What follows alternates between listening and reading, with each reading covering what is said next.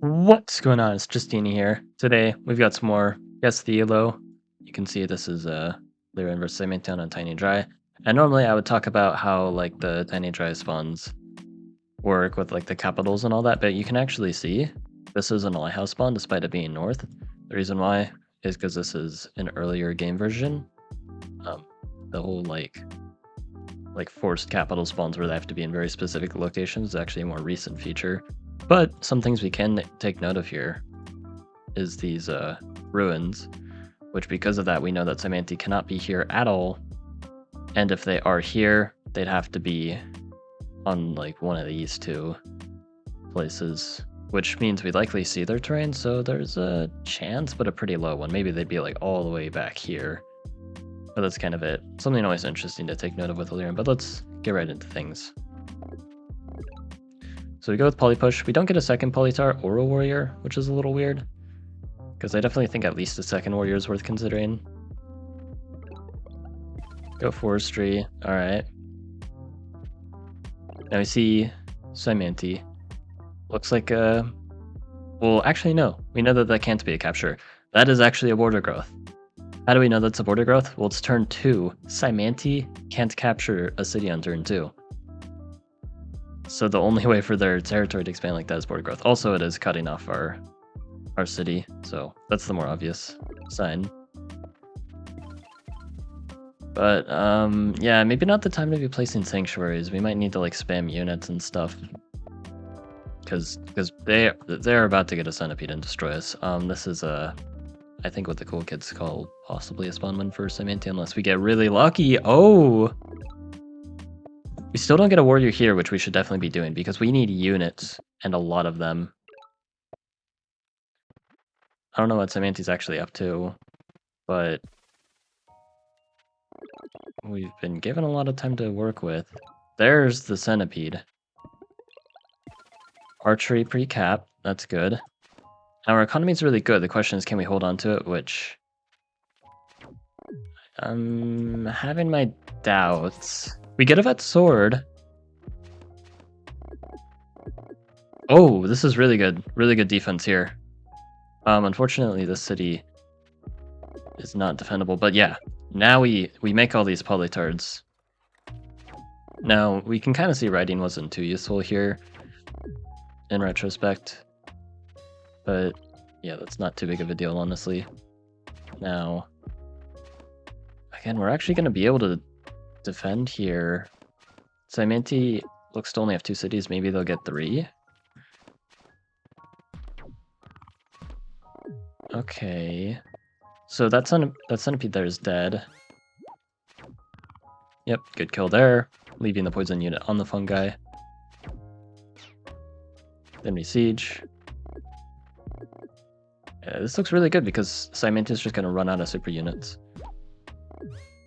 And yeah, at this point they just resign. It looks like they're only on 2 cities because they went all in on this aggression. So yeah, there are some little hiccups in there. I think we are a little too passive. The Pop Ruin and Star Ruin were massive, but we did at least use those ruins pretty well. And there were some moments that could have been a little shaky, but Archery was a good pickup.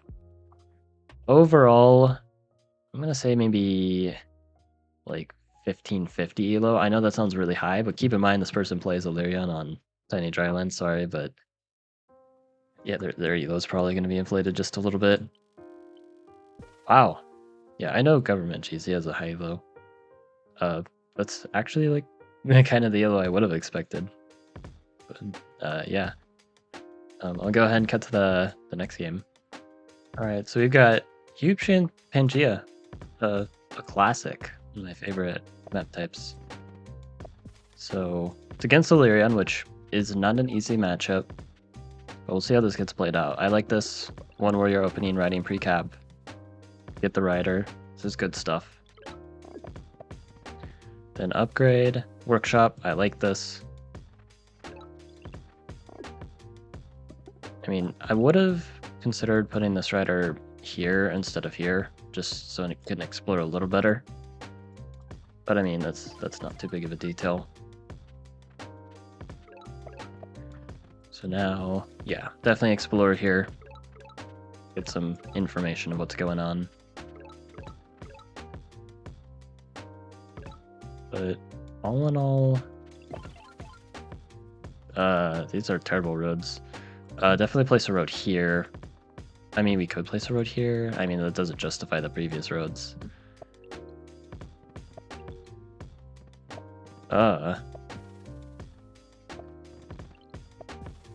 Yeah, I'm not. Oh my goodness, yeah, I'm not a fan of that turn at all. Okay. Yeah. Oh, there's a lot there. Because we have 14 stars and we currently already have roads. So placing a road here seems fine. But then beyond that, it's very tempting to be like, oh, I should upgrade. You know, get this city upgraded and like road. You've already spent 12 stars doing that. And yes, you can then spend 2 to upgrade, get 5, then you have 3 left, enough for 1 rider. But we can do better than that. We can train a few riders this turn. We have 14 stars. So after making this road here, we have 11 stars. We can make a rider here, and even a rider on capital. Seems like a lot, but trust me, it's a really good idea here. Because getting like a couple star per turn isn't a big deal. We can connect later. We even get a ruin, so it's really not a big deal. But we train 1 rider here, and we don't even like expand towards this ruin. Okay, now again, priority, I would get 3 units this turn. So not this. Yeah, 2 units, and one of them's a warrior. Feels really bad here. We need to really, really fight for the center, especially against a tribe like Illyrian, who's going to be pretty passive early on a large map because they're going to go really hard into sanctuaries. We want to take advantage of this moment that we have in the early game to just spam riders like crazy and expand a ton, and then in the mid game we can get tons of giants and actually still have a pretty good advantage. But it kind of starts in that early game, which, yeah, we're developing pretty well, but our unit count leaves much to be desired. We're playing a turn 0 tribe. We have the means of training a lot of units.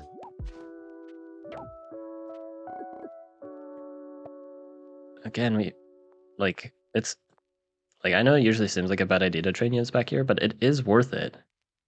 It just gets more units on the map.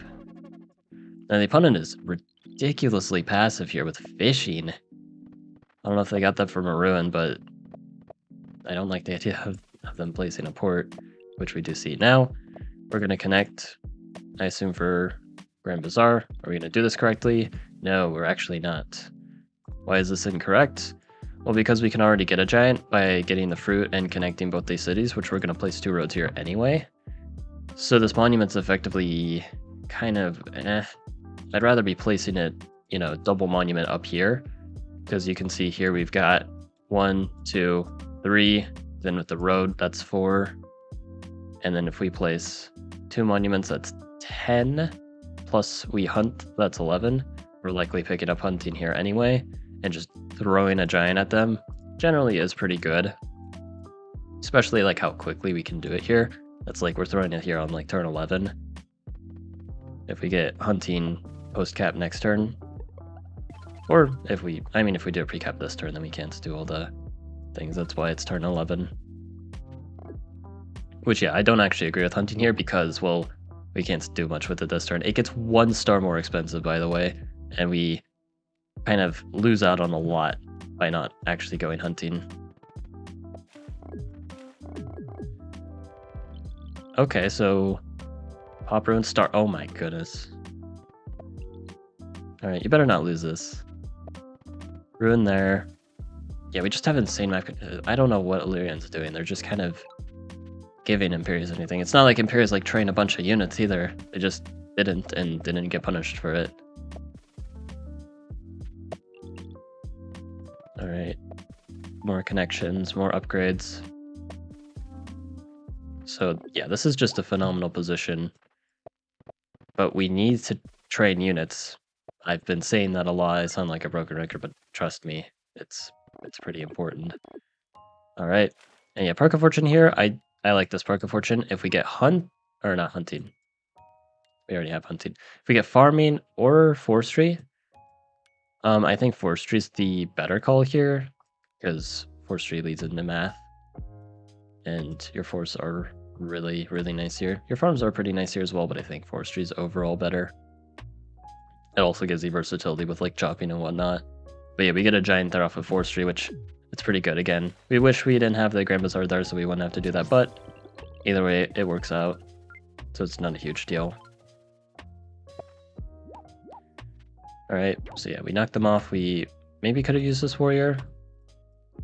So then we could hit the Polytopia one more time. Because we do this, but then this rider isn't doing much. Maybe if they have another unit in the fog, they can road and defend. They have a ton of stars, so they have the means of doing something like that. I don't really know what the opponent's doing, though. They have sailing. They have sailing. Like, I'm struggling to even pay attention to what Imperius is doing, which now they are training units, which, thank goodness. Like, again, should have done it maybe a little earlier. Because you would have, like, clobbered the opponent even more easily here. But you know what, at least we are getting units now. And we're just developing tons of level 3 cities. Workshop here is fine.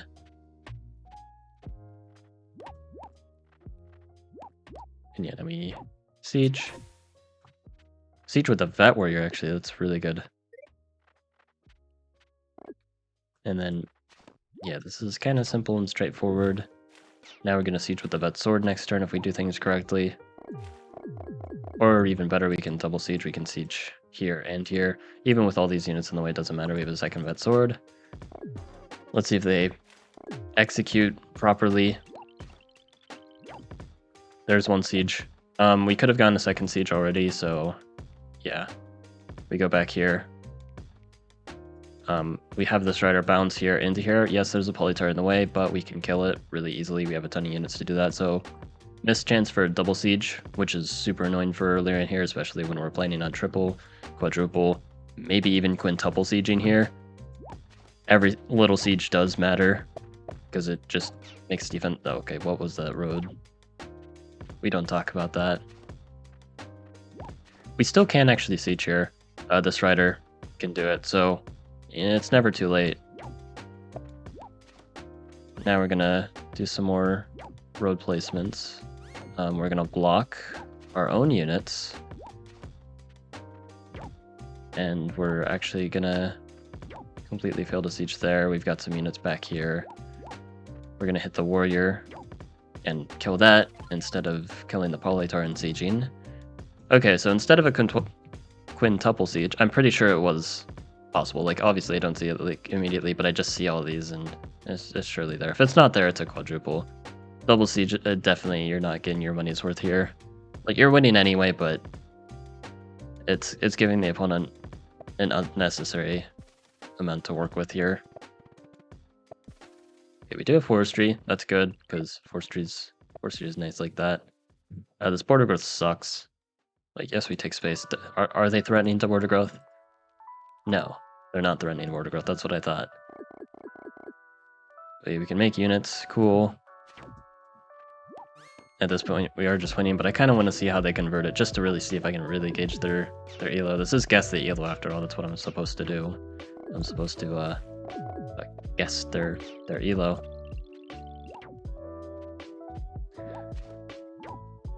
Okay, so yeah, we're not gonna mess it up this time. We get the easy siege. Then we get the nice double. Oh, and we're actually gonna do this correctly. Hold up. And we get the triple with the sword.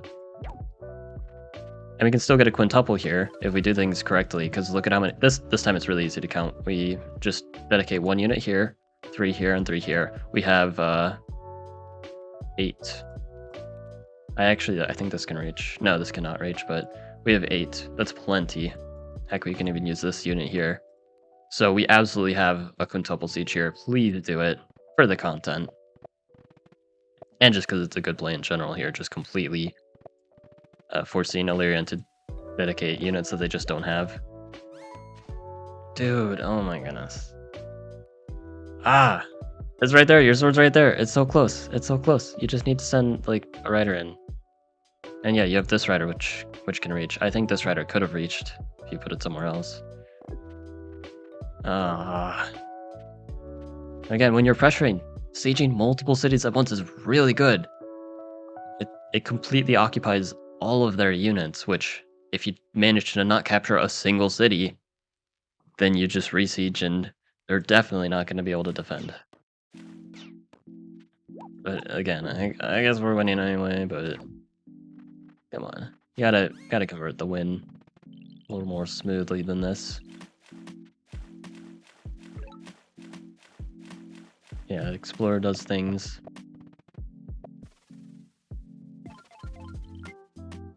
Alright, yeah. And Illyrian should have resigned a while ago, I'd say.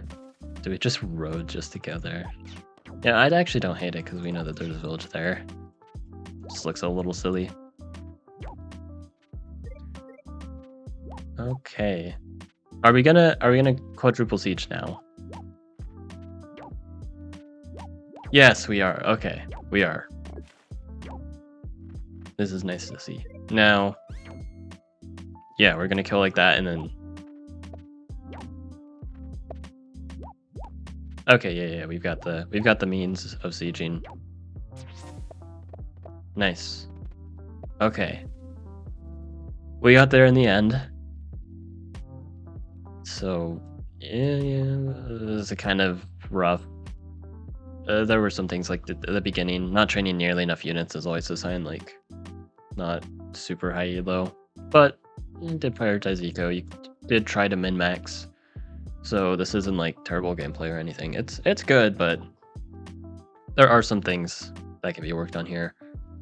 I'm gonna say maybe 13. I'm gonna say like 1330. Yeah, 1330. Okay, they're 1500, I guess. Sure. Yeah, like and sub. Oh, sorry, that's not how that outro goes. Hope you guys enjoyed. Like and sub. And have a good one.